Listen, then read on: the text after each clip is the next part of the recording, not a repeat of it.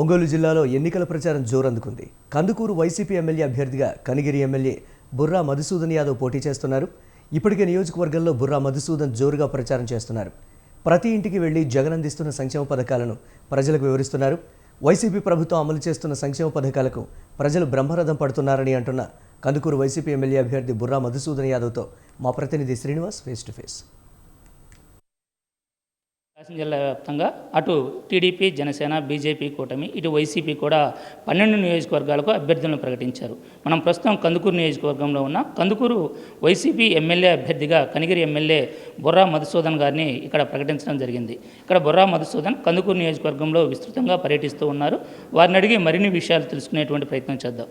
Sir, మీరు కందుకూరు నియోజకవర్గానికి వచ్చారు. ఇక్కడ కందుకూరులో మీరు ఇంటింటి ప్రచారాన్ని నిర్వహిస్తున్నారు. మీరు ఇంటింటి ప్రచారానికి వెళ్ళినప్పుడు ప్రజల నుంచి మీకు వచ్చేటువంటి ఆదరణ ఎలా ఉంది?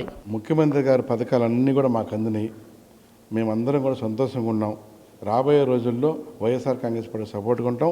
జగన్మోహన్ రెడ్డి గారికి మద్దతు ఇచ్చి నాకు ఓటేస్తామని చెప్పడం నిజంగా ఆనందంగా ఉంది, సంతోషం వేస్తుంది.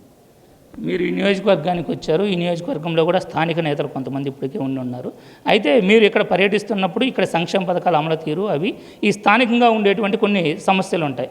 వాటిని మీరు ఏ విధంగా గుర్తించి వాటిని ప్రజల్లోకి వాటి యొక్క పరిష్కారాలని ఏ విధంగా తీసుకెళ్తున్నారు?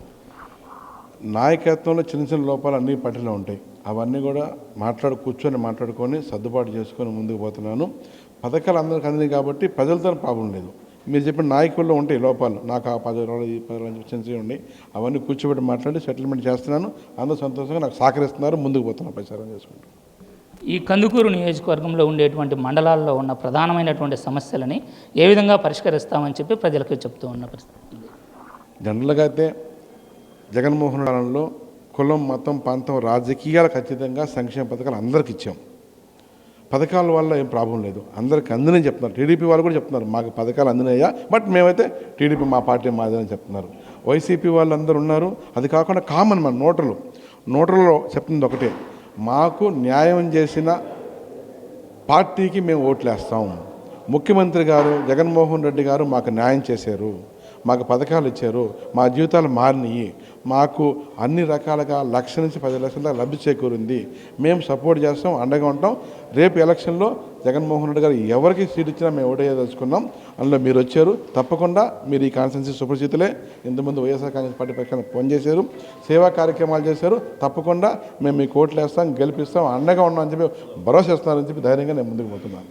ఇది ప్రస్తుతం కందుకూరు నియోజకవర్గంలో ఉన్నటువంటి పరిస్థితి. ఏ ఇంటికి పోయినా సరే జగన్మోహన్ రెడ్డి అమలు చేసినటువంటి సంక్షేమ పథకాలను వివరించడమే కాకుండా దానివల్ల లబ్ధి పొందిన ప్రతి ఒక్కరు కూడా పార్టీకి అండగా ఉంటామని చెప్పి ముందుకు వస్తూ ఉన్నారు. రాజకీయంగా ఏమైనా చిన్న చిన్న పొరపచ్చాలు ఉన్నా సంక్షేమ పథకాలు కుల, మత, ప్రాంత, రాజకీయాలకు అతీతంగా అందినాయి కాబట్టి సంక్షేమ పథకం అందుకున్నటువంటి ప్రతి వ్యక్తి కూడా పార్టీకి అండగా నిలుస్తున్నారని, ప్రజల నుంచి అపూర్వమైనటువంటి స్పందన వస్తుందని చెప్పి బుర్రా మధుసూదన్ యాదవ్ గారు చెప్తున్న పరిస్థితి ఉంది. వీడియో జర్నలిస్ట్ వాసుతో శ్రీనివాస్, స్వతంత్ర న్యూస్, ఒంగోలు.